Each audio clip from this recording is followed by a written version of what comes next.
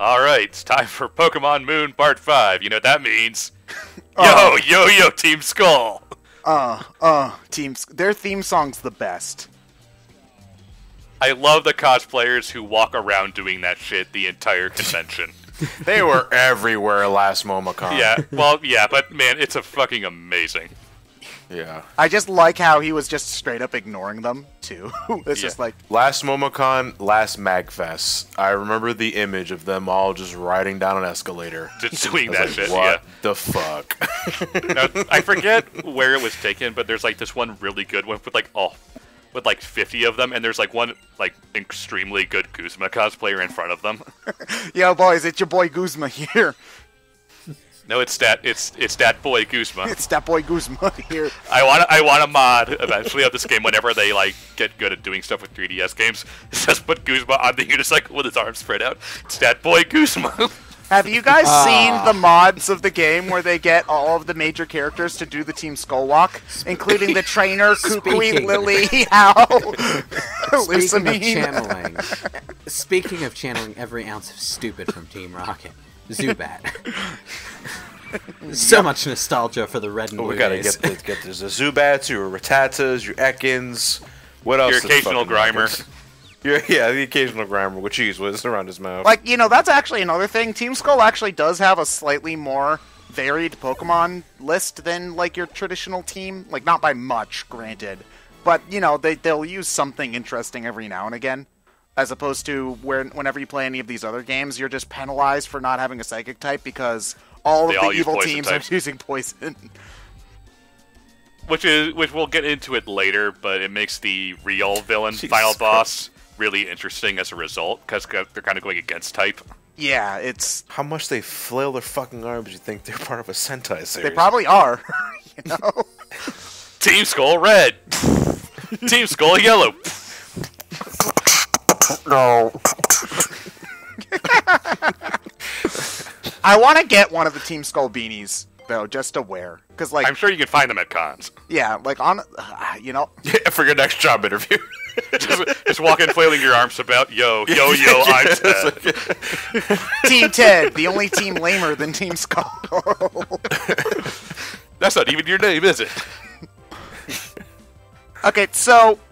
One interesting thing is in Ultra Sun and Ultra Moon, they remixed the trainer theme to be more low-key and kind of techno-y, but they keep the Sun and Moon trainer theme rendition for when you're fighting the captains, which doesn't happen that much, because this game doesn't do the standard, like, gym leader fight kind of structure that the old games do. Like, there's the trials instead, which we'll get more into, I'm sure, when we actually do a trial. But, like... I don't know, did you guys kind of feel like something was missing where you didn't actually fight most of these guys until way later? Because, like, I mean, I like the trials, but... A little bit, but at the same time, I liked the new idea so much it didn't bother me. Yeah, like, it's not a huge thing, but it's just like, you know... And you can fight all of them, I believe. I think... Yes, you can. I think the only thing is that there's, like, one captain that you can only fight in Moon and one that you can only fight in Sun. I forget which one is which. Like, part of me wants to say it's Kiowei in Sun and Mallow in Moon, but I don't really remember, so I'm not gonna be firm on that. Also, what version did everybody play? Just for curiosity. Sun. Man, Moon. looking at Rowlett's back is making me really thankful that this is a 3D game. Because that would be fucking boring to stare at. The back of certain Pokemon sprites. You get really attached to some of them. Like, for example... Yeah. Oh, yeah. I love Voltorb. At the same time. But some of them are just really, really bland from behind. Yeah. Like, for example, like, what's actually really funny is that even though there's, in Gen 1, there's 3 different sprite sets because there's an original red and green sprite set in Japan, the red and blue sprite set that we got, and then the yellow sprite set. Yellow. There's only one sprite set for Pokemon's backs. They only changed the front sprites. Just think about that for a second, children. The red and blue sprites were an improvement over green. I mean, technically they were. Have you seen the green ones? Yeah. Some of them, you know what, there's like 4 or 5 of them that actually look worse in blue. but like most of them are just like, oh god. Pokemon originally was a cobbled together mess, and to some extent, the red and blue we got was still a cobbled together mess. No, to some extent, God, like they're all a cobbled together. Even Gold and Silver, which is miles more stable than Red and Blue, is still the original version was buggy as fuck. Red and Green was a dumpster fire. Red and Blue was a trash can on fire. But the fact of the matter is, they're both on fire. And nothing should be done about that. I love the image sequence of Mr. Burns at the doctor, but it has just Pokemon Red's box over it, and Nintendo over Smithers. It's like, so what you're saying is, I'm the most poorly programmed game you've ever seen. Why, yes, you have, broken tile sets, glitches up the wazoo, and nothing works. But the thing is, it's also horribly broken. It actually works. See, this little guy's missing. No, this is Mew under the truck, and this little guy is glitched down. See what happens when they all try to activate at once.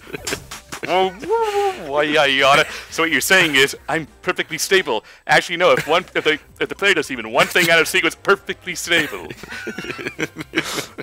Yeah, but essentially. Yeah, but it's really funny because even Gold and Silver are still pretty buggy games that can be broken. It's just but it's such an improvement over Red and Blue and Yellow.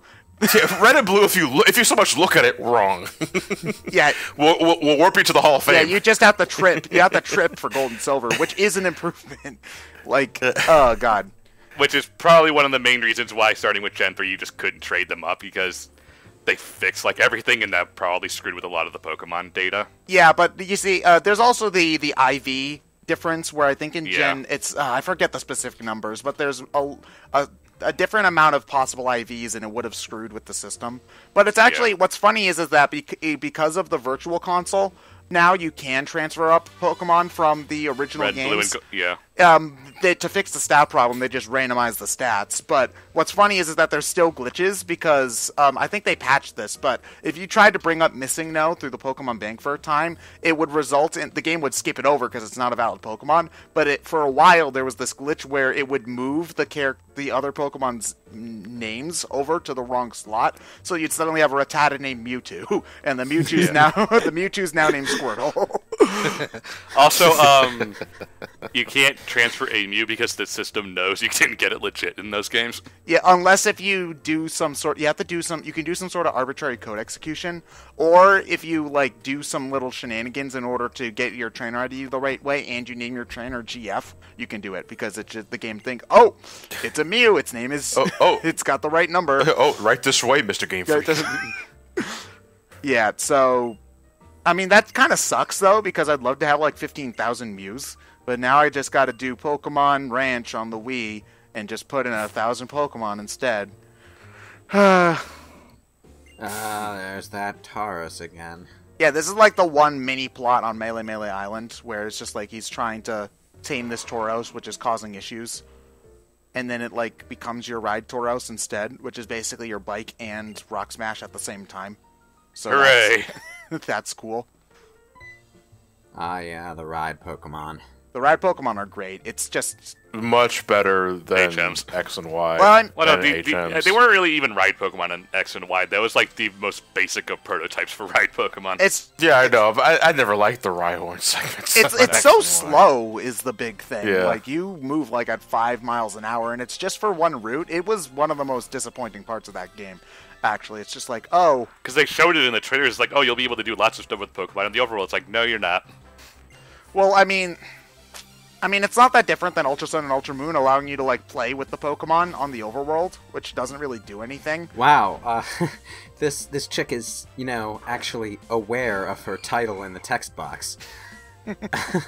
She called herself a beauty with a capital B. She knows her role in this game. Her name is just Beauty.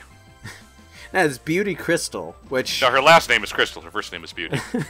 Yeah, that's the only way it makes sense. Yeah, but in the Japanese version, she's Crystal Beauty.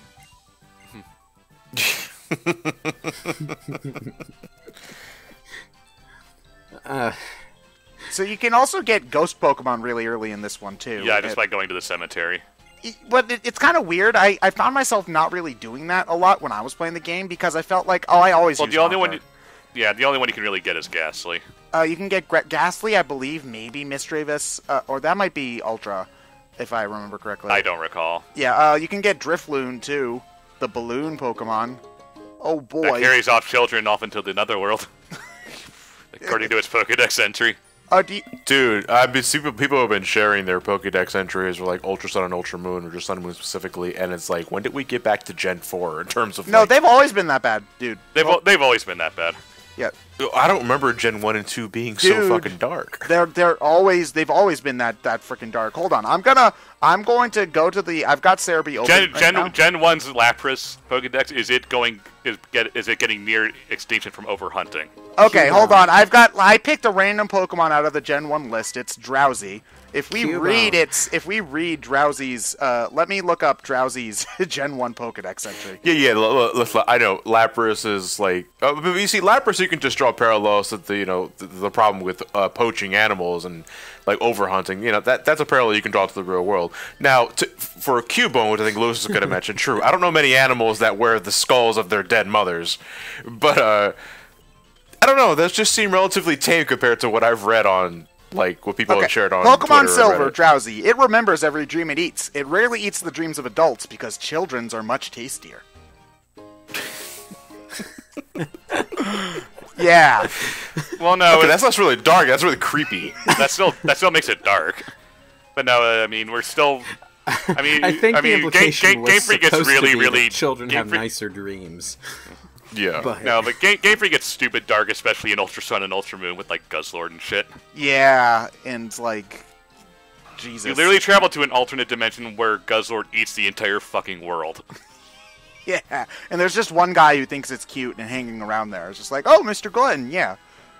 We'll get to the Ultra Space stuff way later in the game, but I know that they're not going to do this because each Pokemon game likes to take the interesting ideas from the previous one and ignore them. But I'd like a game with just Ultra Beasts and like these really, really weird and bizarre Pokemon designs, like for an entire game of that kind of stuff. Because you only see like end-game strength Pokemon for Ultra Beasts and not like what their version of like a Rattata is, And I'd like to see that. Well, you sort of get that with Playpole and Ultra Sun and Moon. Yeah, but it's that even still though that evolves into something more dangerous. Like I'd like to see like what a whole roster of Ultra Space like Pokemon would be. He made it funny. You get to see how hard-headed Team Skull is. Alright, I'm just pulling up a few Pokedex entries here. I won't read them all because there's like Speaking 20 of here, Drowsy, but... Jesus Christ. Yeah. Look at how he's wiggling his fingers. He just had a delicious dream. Gengar. Should you feel yourself attacked by a sudden chill, it is evidence of an approaching Gengar. There is no escaping it. Give up. It's no use. Give up. Beware. This Pokemon has the habit of hugging its companions. Many trainers have left this world. Oh, after beware! Their spines were squashed by its Beware is too strong. It snaps everyone's back when he tries to hug it. He just wants to give it a hug, Yeah. How about this one? Primate. It has been known to become so angry that it dies as a result. Its face looks peaceful in death, however. Like, what? No, the Mimikyu one is still one of the worst ones. Okay, hold on a second. For Ultra Sun and Moon. Oh, here's the one from just Sun and Moon. Its actual appearance is unknown. A scholar who saw that what was under its rag was overwhelmed by terror and died from this shock. Well, no, read the Ultra Sun and Ultra Moon one. Alright, let me go find that one real quick. This is all from Sun and Moon. Right.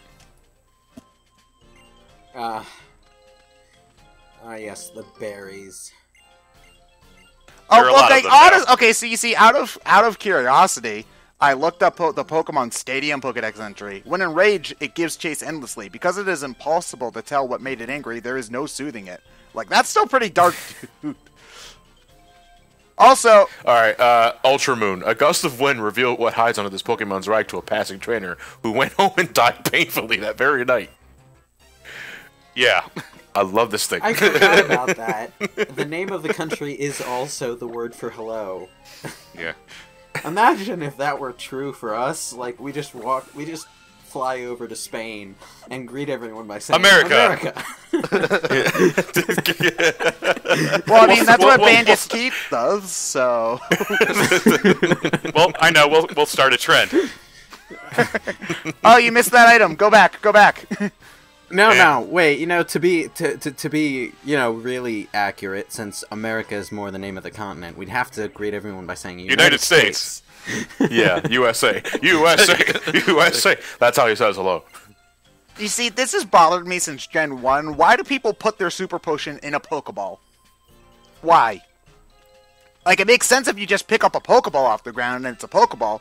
But when you pick up the Pokeball, it's a super potion. Did somebody not know how Pokemon work?